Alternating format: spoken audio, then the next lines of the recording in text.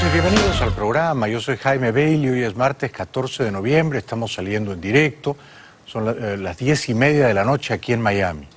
En un momento voy a conversar con Horacio Medina.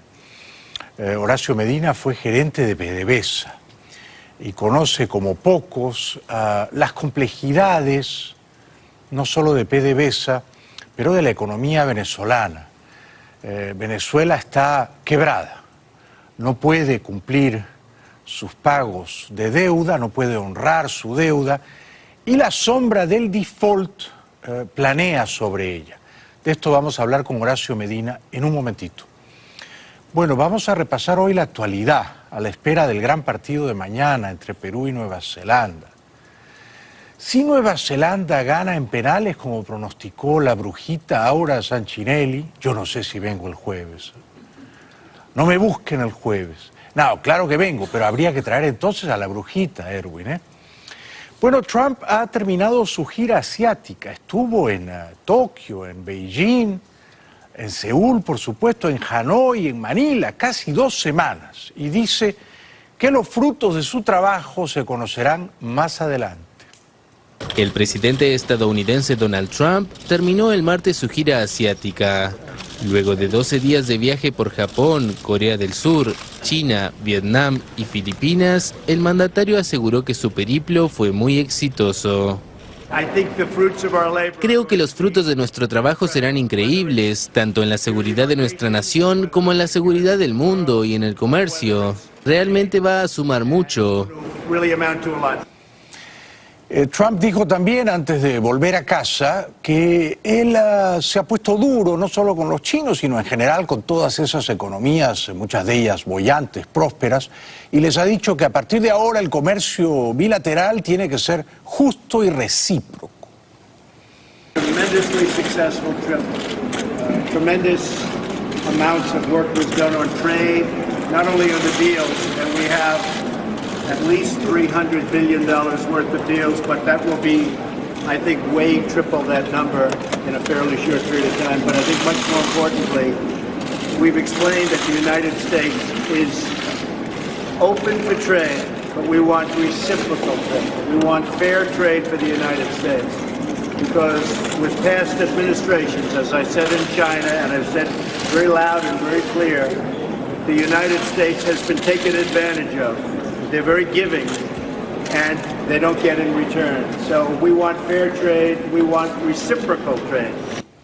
Pues yo no estoy de acuerdo con el presidente. Nadie se ha aprovechado de los Estados Unidos abusando de su candor. No, no es tan simple como eso.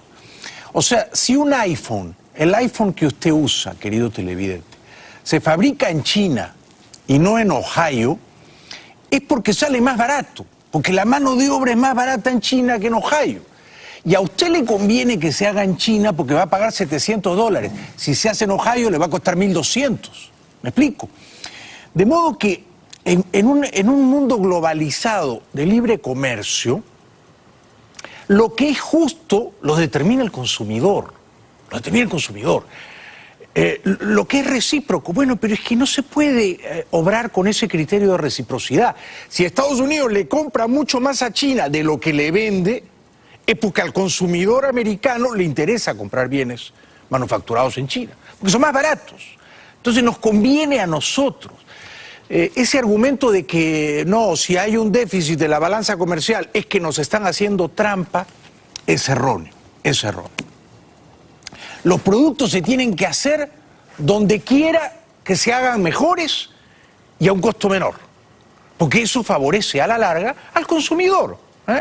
Y el consumidor no es tonto, el consumidor sabe elegir.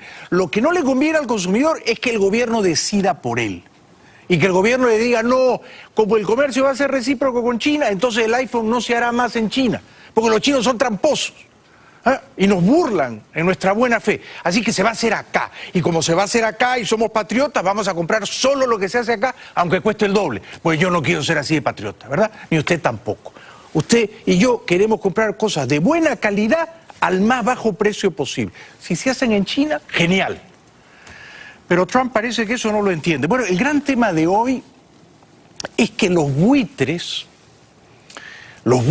empiezan a sobrevolar Venezuela, como antes sobrevolaron la Argentina alrededor del año 2000 y Grecia el año 2012. O sea, los que tienen bonos de la petrolera venezolana, de la compañía eléctrica venezolana, del gobierno venezolano, están aterrados. Porque esos bonos apestan, huelen a basura, no valen nada. Si usted hace años dijo, yo tengo $1 millón, yo soy el rey del mambo, compro bonos de PDVSA. PDVSA me va a pagar un cupón de 8 o 10% anual. Cada año, $100.000. Cada año, $100.000. 100. Y al cabo de 5 años me devuelven el $1 millón. Y soy un genio en la finanza. Soy Warren Buffett. Pues no. Porque ahora resulta que PDVSA ha dicho, uy, qué pena, usted tiene bonos. No tenemos plata para pagarle los cupones de intereses. Ayer Tarek El Aissami, el narcotraficante que funge de vicepresidente de Venezuela, quiso reunirse con los acreedores. No fue nadie, por supuesto, y fue un papelón. Y El Aissami le echa la culpa de todo a Estados Unidos. Venezuela se reunió el lunes con acreedores sin ofrecerles un plan para la renegociación de la deuda externa de unos $150.000 millones y de la compañía petrolera estatal PDVSA, manteniendo vivos los temores de un default. El vicepresidente Tarek El Aissami leyó un texto en que prometió nuevos encuentros para evaluar propuestas sin fijar fechas, según comentaron a la AFP fuentes cercanas a la cita. Esta embestida del gobierno norteamericano, orquestada conjuntamente con factores de la oposición venezolana, acabó con las pocas vías que aún le permitían a Venezuela desenvolverse ampliamente en el mercado financiero internacional. Hoy, Venezuela se encuentra limitada para buscar financiamiento en lo que ha venido siendo históricamente nuestro mercado, encontrándonos frente a la necesidad de plantear nuevas fórmulas para salir de esta complejidad. El problema es que Venezuela está quebrada, es una economía en bancarrota, masivamente endeudada y no tiene dinero para pagar todo el dinero con el que se ha endeudado. No tiene reservas para honrar sus compromisos de deuda. Entonces va a ser perro muerto, ¿no? Eso tiene consecuencias, obviamente, ¿no? Porque la semana pasada y esta se vencían bonos que me parece que expiran el 2019 y el 2020 y pico de PDVSA, había que pagar los vencimientos de los intereses, sumaban centenares de millones de dólares y esto no está ocurriendo. Venezuela entró en default parcial tras el impago de $200 millones en sus bonos globales, según la calificación de la agencia Standard & Poor's. La calificadora, primera en declarar esta situación, indicó que actuó luego de que se cumplieran los 30 días de gracia para pagar el cupón de los bonos 2019 y 2024. La rebaja de la calificación ocurre horas después de una reunión entre el gobierno de Nicolás Maduro y acreedores, a los que no ofreció un plan específico para renegociar la deuda soberana y de la petrolera PDVSA. Esos bonos que vencían y que sumaban más o menos, creo que como $300 millones, 200 y pico millones largos, vencieron en octubre 10. Luego dieron un periodo de gracia de 30 días, noviembre 10. No pagaron. Bueno, por eso han declarado S&P, que es una calificadora de riesgo, default parcial. ¿Por qué no pagan? No es porque no quieran, es porque no tienen la plata. ¿Por qué no tienen la plata? Porque se la han robado toda. Porque son unos pillarajos los que gobiernan Venezuela, además de ser unos idiotas, ¿no? Que no entienden las leyes de economía. Entonces no tienen cómo pagar la deuda que han contraído.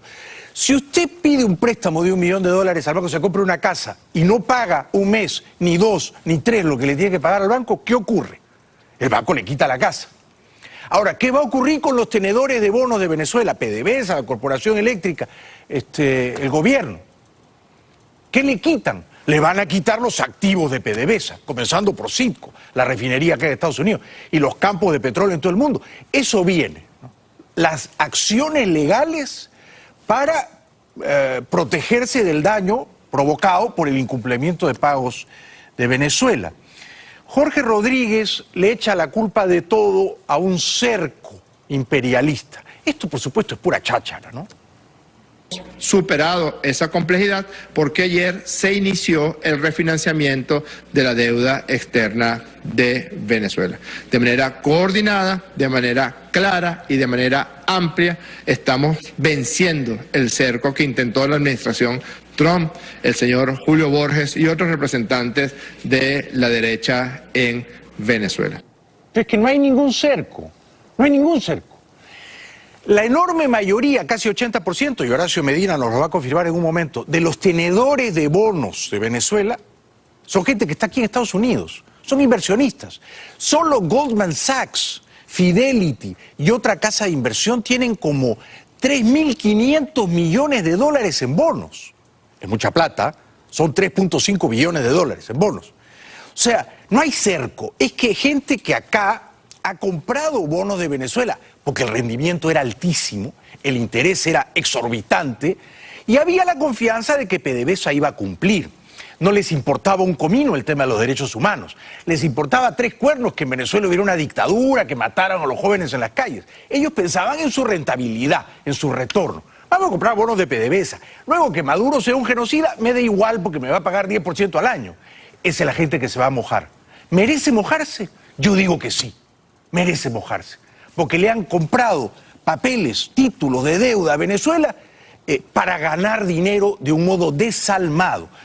Jorge Rodríguez miente y dice que son buenos pagadores. No son ni buenos ni malos pagadores, es que no tienen plata para pagar. Somos buenos pagadores, a pesar de lo que diga Ricardo Hausmann, las calificadoras de riesgo, Julio Borges, la OFAC, el Departamento del Tesoro, la Unión Europea y Donald Trump. Nos tienen sin cuidado.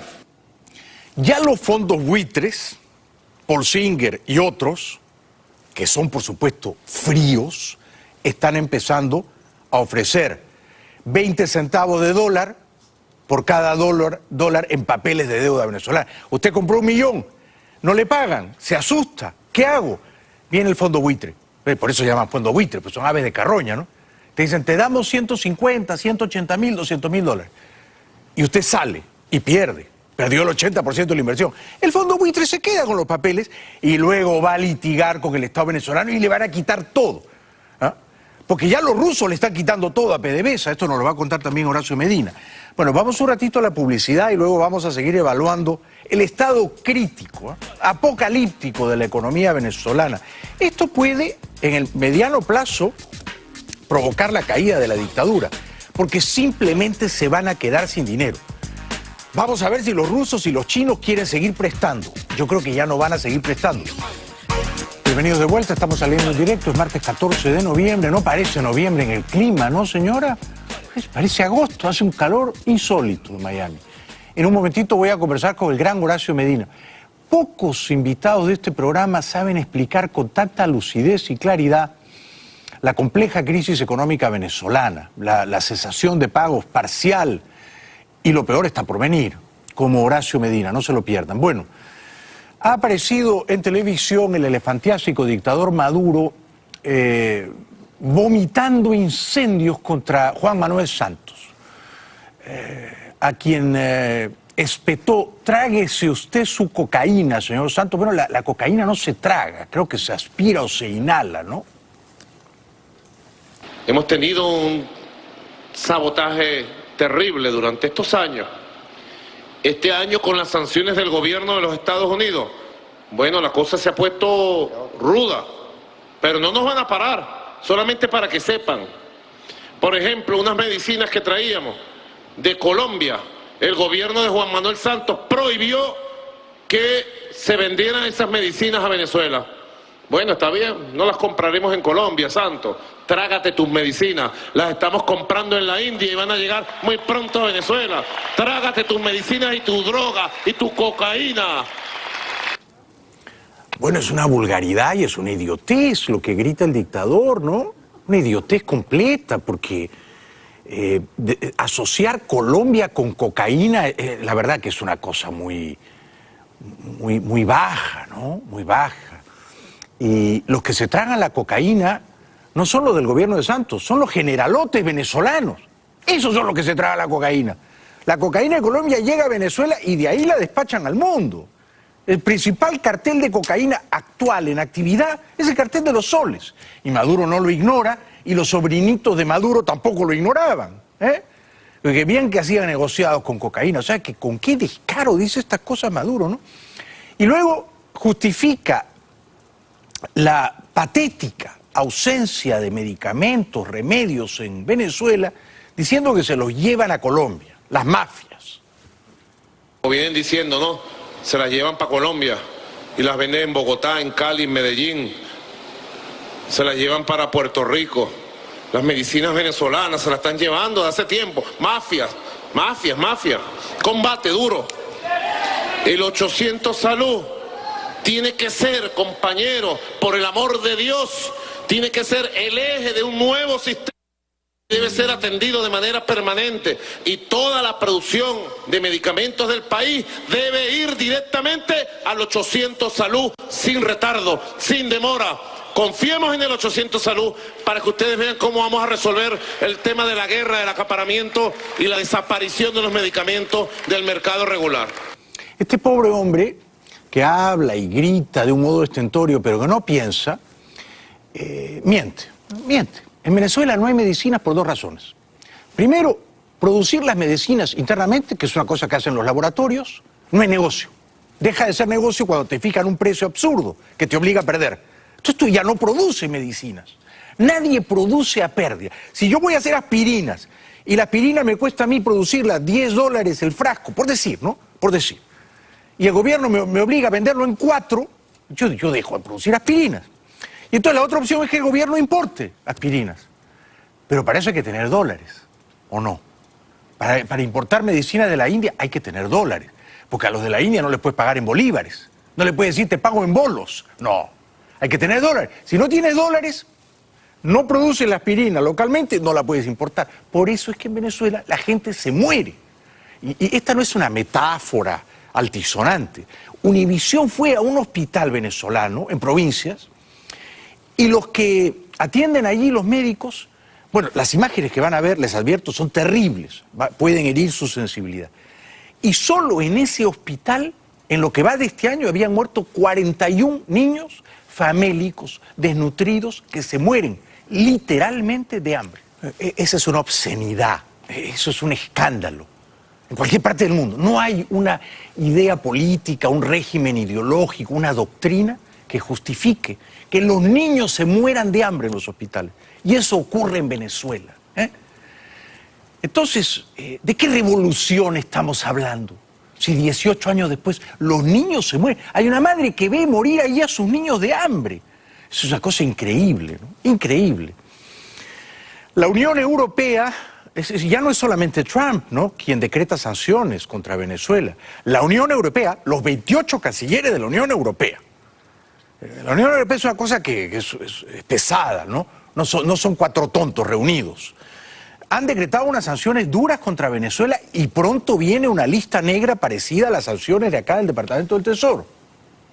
La Unión Europea impuso unas sanciones a Venezuela, un embargo de armas y un veto a las exportaciones de equipos que puedan ser utilizados para la represión interna o para vigilar las comunicaciones electrónicas. Además, incluyen la base legal para que la Unión Europea decida una lista de personas a las que considere responsables de la situación en el país, a las que les prohibirá viajar a territorio comunitario y congelará los bienes que puedan tener en la Unión, si la evolución de la situación lo requiere.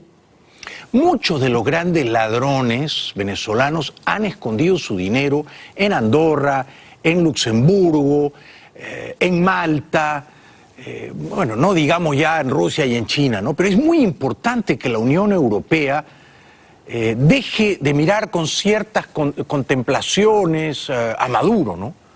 Y se ponga dura, porque acá está en juego una cosa universal, que son los derechos humanos. Arreaza, que creo que oficia de canciller. ¿Es canciller? ¿Ya no es canciller? Sí, ¿no? Es canciller Arreaza. Bueno, Arreaza ha hecho carrera política escondido en las faldas de las hijas de Chávez, ¿no? Es un burócrata oscuro. Y cuando habla, lo confirma, ¿no? Y dice, nos reservamos el derecho a la defensa porque nos están invadiendo. Nadie los está invadiendo. Se suman a la estrategia estadounidense. Para generar las condiciones, entonces, ¿para qué? Para una intervención Venezuela se reserva el derecho a la respuesta, a su defensa con respuestas concretas, en todos los ámbitos.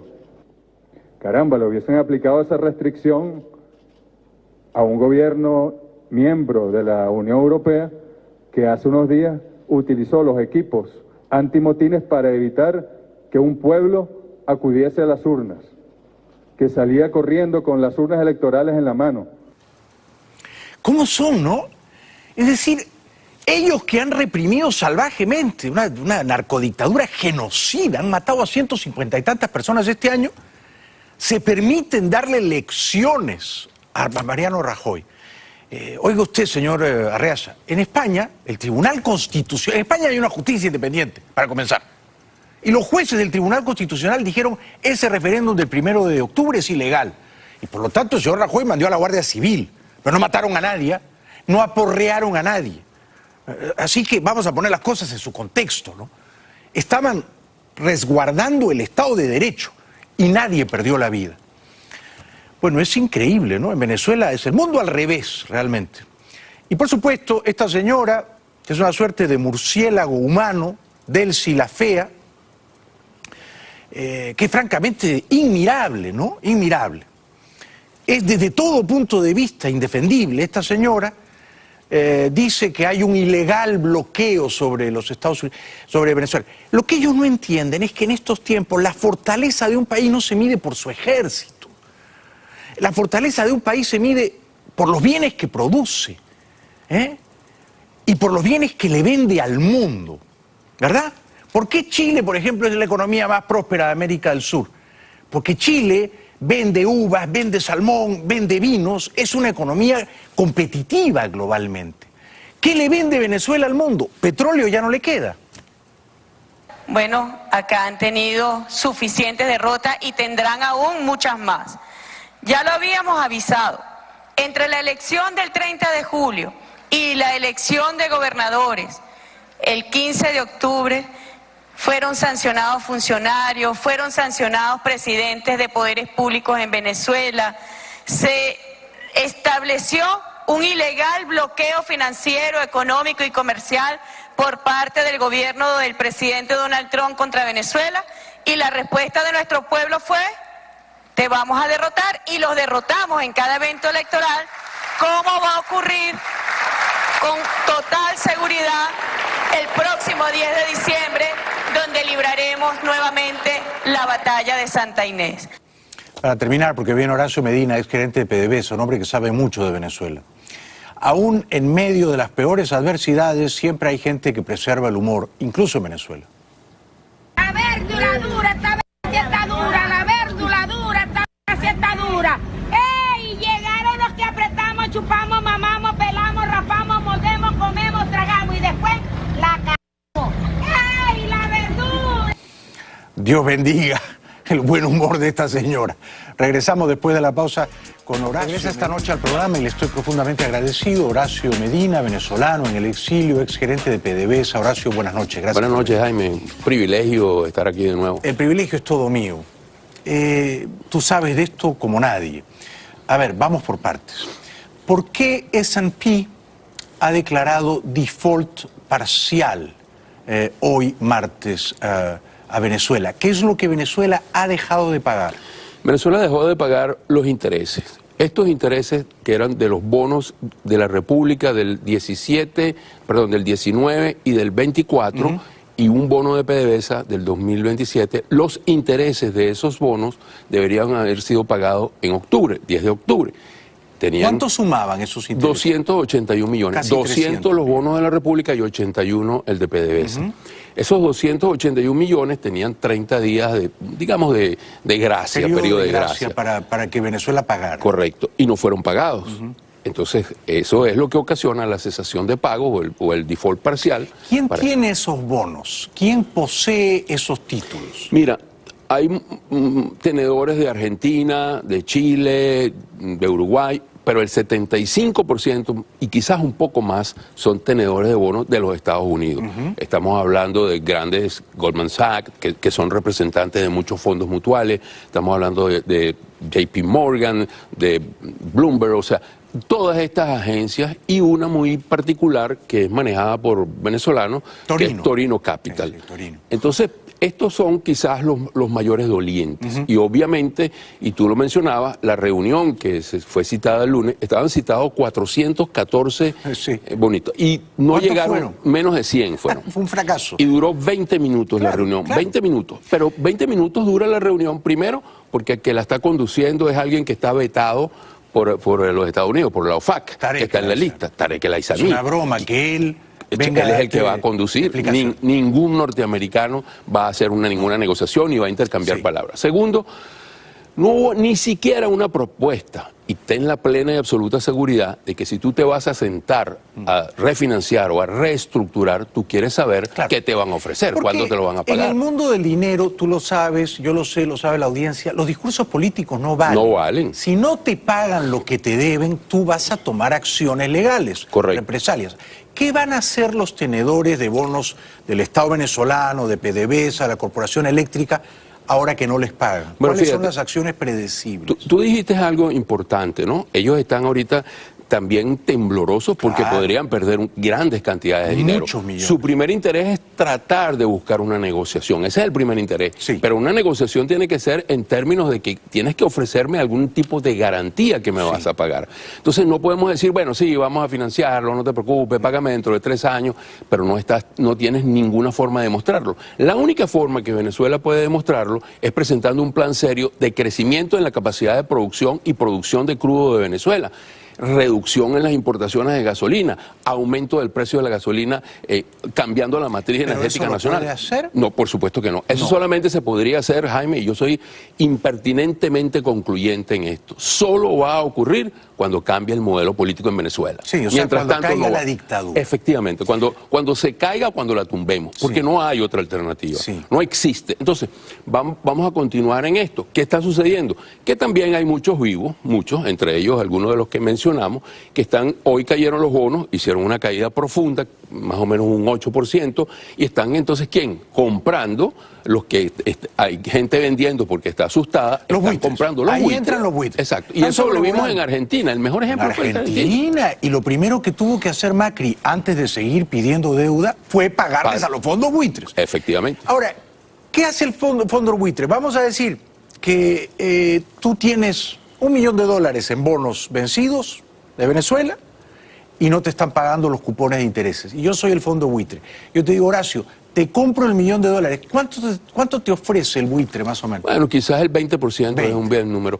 Y te diría lo siguiente. ¿Y crees que los tenedores de bonos van a vender a los buitres? Yo creo que hay muchos que lo van a hacer porque tienen la percepción de que Venezuela no va a cumplir. No tiene arreglo. Efectivamente. Claro. Y además no tienen el bolsillo profundo ni el tiempo suficiente para eso. El fondo buitre no necesita ese dinero que te está dando, no lo necesita. No, apuesta a largo plazo. A largo plazo. Él dice, yo te voy a dar 20% de lo que tú compraste y tarde o temprano Venezuela me va a pagar el triple. Claro, o podrás actuar en contra, porque este es un proceso largo, muy complicado, una maneja difícil de ver a la primera vista, pero podría suceder fácilmente que si hay un default ya firme, entonces todos los cargamentos de crudo que salen de Venezuela podrían ser embargables. Wow. Más allá de lo que te estoy diciendo, podrías decir, bueno, el precio, el crudo, ese cargamento no es de Venezuela porque lo vendió en el puerto FOB, el puerto a China. Ese cargamento es de China. Pero las leyes internacionales le van a decir, y los fondos buitres saben mucho de eso, espérate un momento, es que Venezuela te estafó, porque eso que te vendió a ti es mío porque me debe esto. Entonces, ese tipo de engorrosas... Bueno, pero todo eso está por venir, porque los que tienen deuda vencida que no te están pagando van a tomar acciones legales. Claro, por eso que yo te digo algo, Jaime, yo quisiera poder decir que eso no va a llegar, porque nosotros seremos capaces de desplazar al régimen en Venezuela. Y creo que una insurrección cívico-militar estaría planteada y tiene que plantearse, porque si no, el país va a quedar absolutamente destruido. No hay forma de que nosotros podamos recuperar este país después. Perderíamos a Citgo, perderíamos muchos activos en el exterior y perderíamos la lógica social del venezolano, el ímpetu del venezolano. Quedaría un país arrasado. Entonces yo creo que ya hemos permitido ese avance demasiado tiempo. Hay que tomar acciones. ¿Crees que los inversionistas a los que no se está pagando van a tratar de quedarse con Citgo, van a litigar en tribunales y van a decir, si Venezuela no me paga, yo tengo todo el derecho de tomar como colateral los activos de la refinería Citgo. Yo creo que hay varios interesados en eso, sobre todo grupos de refinadores y de gente que está en el mundo petrolero, porque Citgo sigue siendo una empresa apetecible. Sí. Citgo todavía tiene una capacidad de refinación de más de 700.000 barriles por día, produce 18 millones de galones de gasolina todos los días. ¿Cuánto crees que vale Citgo? Tal vez, sin tomar en cuenta los convenios de suministro, solamente lo que es, digamos, los hierros, por darle un nombre, podríamos estar hablando de 4.500 millones de dólares. Es bastante. Sí. Es bastante. Podríamos estar hablando de eso. Sí, porque, digamos, la deuda que se le va a vencer a Venezuela el próximo año es más o menos el doble. 9.000 millones de dólares. 9.000.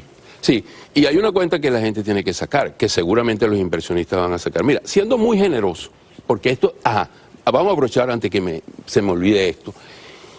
En los últimos 4 años que tiene Nicolás Maduro en el poder, la capacidad de producción de Venezuela, la producción de Venezuela y básicamente de PDVSA se ha reducido 850.000 barriles por día. En los últimos 3 años han sido 700.000 barriles por día. Si tú sacas una pequeña cuenta y multiplicas eso por los precios que ha tenido, estarías diciendo que tú tendrías 15.000 millones de dólares adicionales a los que hoy tiene. De modo que no estarías en este problema. Tan mal. Entonces no es Trump el que hizo eso, no es el cerco. No, es que la producción de petróleo ha caído estrepitosamente. ¿Pero por qué ha caído? Bueno, ha caído por varias razones. Porque no se hicieron las inversiones, porque no se hicieron los manejo, por incompetencia. Ineficiencia, y corrupción. negligencia y corrupción, claro. que es una palabra clave en esto. Entonces, definitivamente no hay una forma de que tú puedas resolver esto en el corto plazo. Sí. Y entonces estos señores, porque hay una cosa que, como decía mi mamá, una cosa es invocar al diablo y otra es verlo venir. Porque por mucho tiempo han dicho, a mí no me importa, Trump, Han llegado el momento ahora de las definiciones y ciertamente todo apunta a peor porque se van a ir apretando tuercas. Sí, se van a ir apretando tuercas. ¿Qué tiene que ocurrir para que el default, que ahora es parcial, sea total? ¿Qué falta? ¿Qué tiene que ocurrir? Que no hayan 3 palabras básicas que ayuden a Venezuela: China, Rusia, India. Si se produce un apoyo de China diciendo, por ejemplo, oye, tú me estás dando hoy 500.000 barriles por día para pagarme una deuda, vamos a aceptar, te voy a dar 2 años de gracia. Tú vas a tener 500.000 barriles más para vendérselo a los Estados Unidos, por cierto. Pero ¿cuánto le debe ya Venezuela a esos 3 países? ¿La mitad de su deuda externa o más? Mira, la deuda externa total es 150.000 millones y lo que se le debe a China son 60.000 millones de dólares. ¿Solo a China? A China. ¿Y a Rusia qué? 7.000 millones de dólares. A China se le debe casi 10 veces más que a Rusia. Efectivamente, así es. Pero se le paga con petróleo. 500.000 barriles diarios. En otras palabras, solo los chinos pueden salvar a Maduro. Sí, los chinos podrían salvar. ¿Crees que lo van a hacer? ¿Son tan buena gente los chinos? No lo harían a menos que le estés ofreciendo algo adicional. Y ese algo adicional tendría que tener un valor además político estratégico para la confrontación con Estados Unidos. O sea, los chinos y los rusos se van a terminar quedando con los campos de petróleo. O tal vez con Venezuela.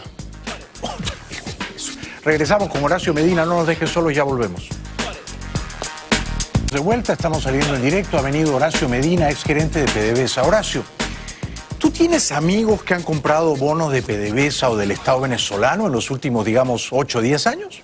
Sí, en los últimos 8 años conozco a algunos cercanos que lo hicieron, pero ninguno de ellos compró la última emisión de bonos. La última emisión de PDVSA hace 4 años más. 3-4 años. Sí. Ya con Maduro en el poder. Sí, ya con Maduro en el poder. 3 años, recién llegado Maduro. ¿Qué interés anual te ofrecían más o menos? 7.775, hay unos de 8,5 y hay unos que llegaron en su momento al 10%. ¿Y esos tenedores de bonos no eran conscientes de que le estaban dando plata a una dictadura? Yo creo que antes de la llegada de Maduro, yo creo que Chávez guardó muy bien esas apariencias. Era bastante complicado en el mundo exterior. Obviamente quienes estaban en Venezuela y nosotros sabíamos claramente de qué estamos hablando, porque él fue el verdadero responsable, el culpable número 1, el autor intelectual y material de esto. Pero los mercados financieros le compraban a Chávez le compraban a Chávez el discurso. Sí, también. Sí. Pero cuando llegó Maduro, la cosa comenzó a cambiar. Ahora, Venezuela no paga a los tenedores de bonos. Ok. Y el 75% son de Estados Unidos. Esto está claro. Y los bonos, según el New York Times, son como 63.000 millones de dólares. ¿Ya? Sí. O sea, poco menos de la mitad de la deuda global.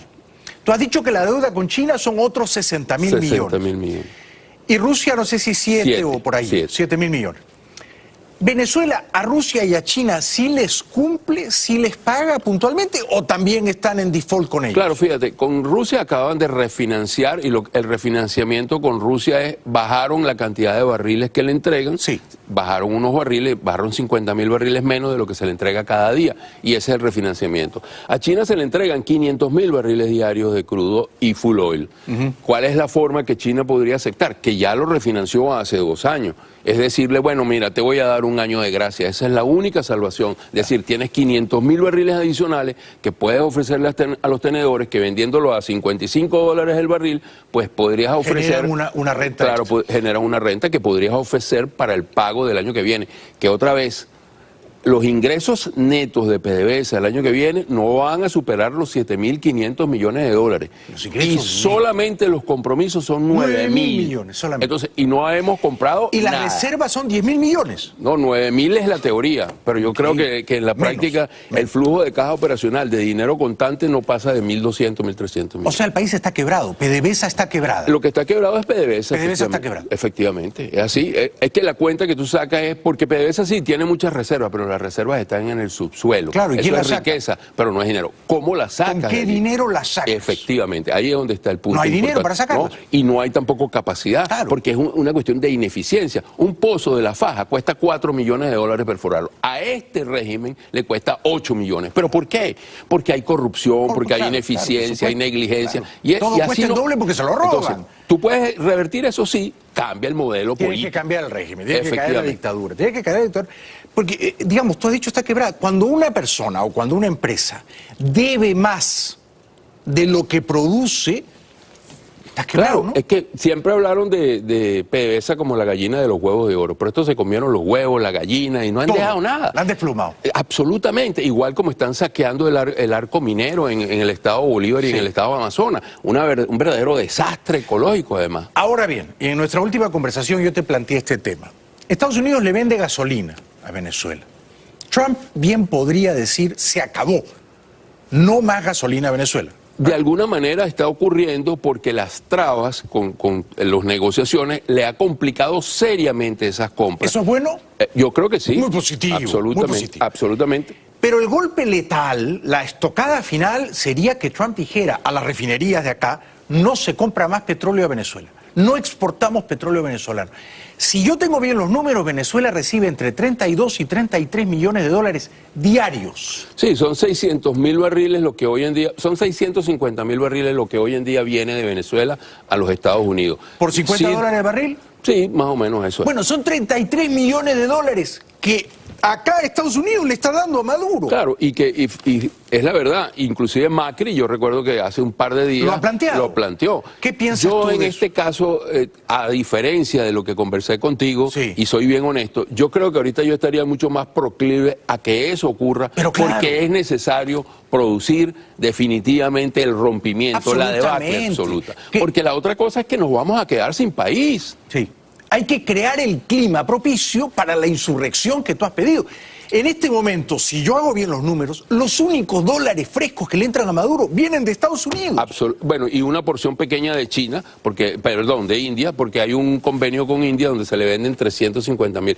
La caja registradora de PDVSA, y vale el término coloquial, suena por 1 millón de barriles. 1 millón de barriles por 55, siendo generoso, eso es lo que Venezuela tiene en total, 55 millones de dólares diarios. 33 provienen de los Estados Unidos y la diferencia de la India. De la India, porque ni China ni Rusia pagan en moneda.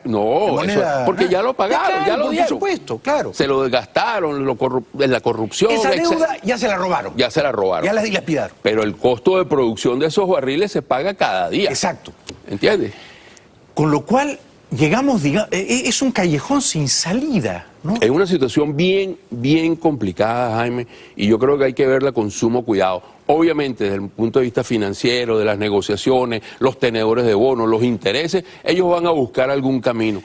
Pero inevitablemente, si no es este mes, será el mes que viene, dentro de 3 meses, pero eso va a ocurrir. El default viene, es inevitable. Ahora, ¿cuál es la gran ironía que yo te quiero plantear, no? Este es un gobierno que ha hecho siempre el discurso de la soberanía, del nacionalismo, antiimperialista.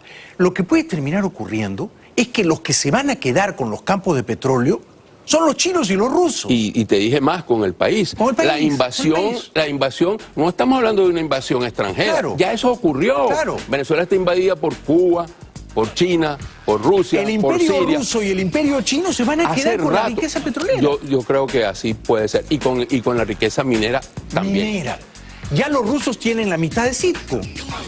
La podrían tener seguramente 49.9. 49.9. No sé si lo acepte en los Estados Unidos la OFAC.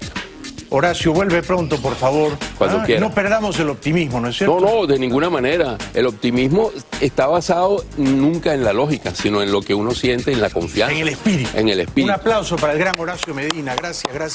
No, gracias a ti. Mañana Perú gana sufriendo 2-1. Gracias por hoy, buenas noches, hasta mañana.